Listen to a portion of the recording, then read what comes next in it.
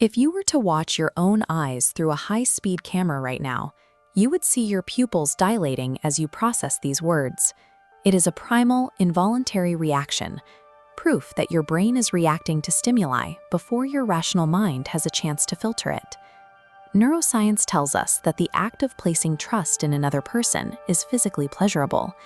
When we form a social connection, the brain's reward centers light up, releasing chemicals that create a sense of security and well-being.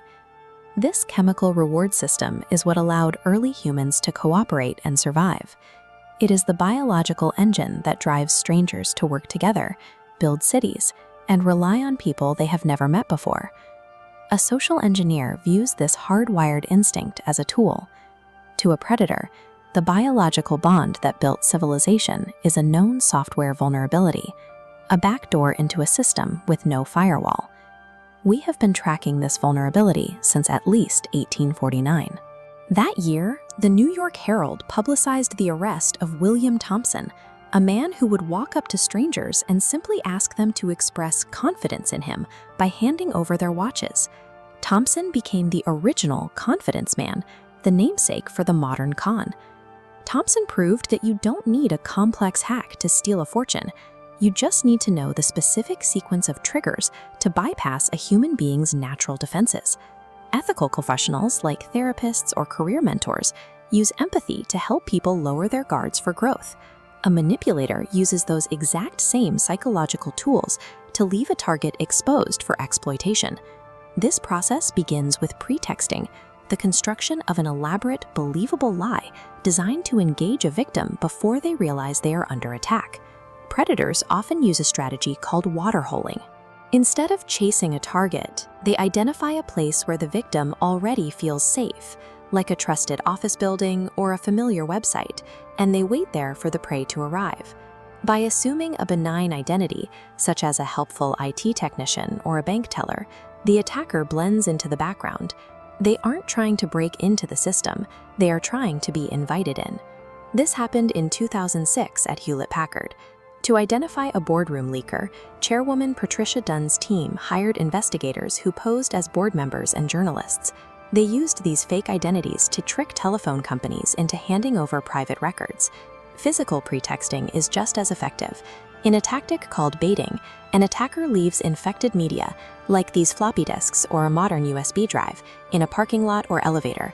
They rely on the fact that most people are curious enough to plug a found device into their computer to see what's on it. Pretexting works because it weaponizes our natural desire to be helpful and agreeable. By the time you realize the person you're talking to isn't who they say they are, the game is already over.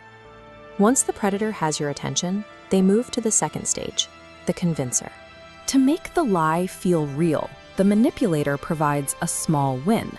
They might let you make a tiny profit on an investment or share a fake secret about themselves to make you feel like you've gained the upper hand. In classic street shell games, the operator allows the mark to win a small initial bet. This tiny payout is a psychological anchor.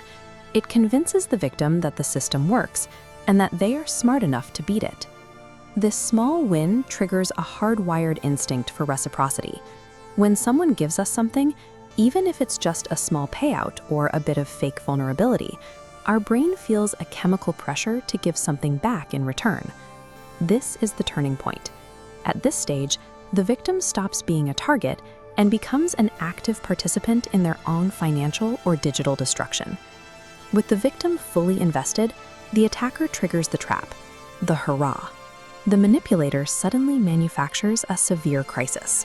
They tell the victim that their bank account is being drained right now, or that a once-in-a-lifetime opportunity will vanish in the next 60 seconds. This manufactured urgency is designed to flood the brain with anxiety. Under this level of stress, the prefrontal cortex, the part of your brain responsible for logic, essentially shuts down. This hack successfully targeted John Podesta during the 2016 US election. He received an urgent security alert that looked like a routine Google warning. Driven by fear that his account was compromised, he followed the link to reset his password, inadvertently handing his emails over to the attackers. The hurrah succeeds because panic overrides judgment. It forces the victim to act immediately, skipping the verification steps that would have saved them. There is a common misconception that only the gullible fall for scams. In reality, attackers target people who are highly agreeable, conscientious, and willing to help.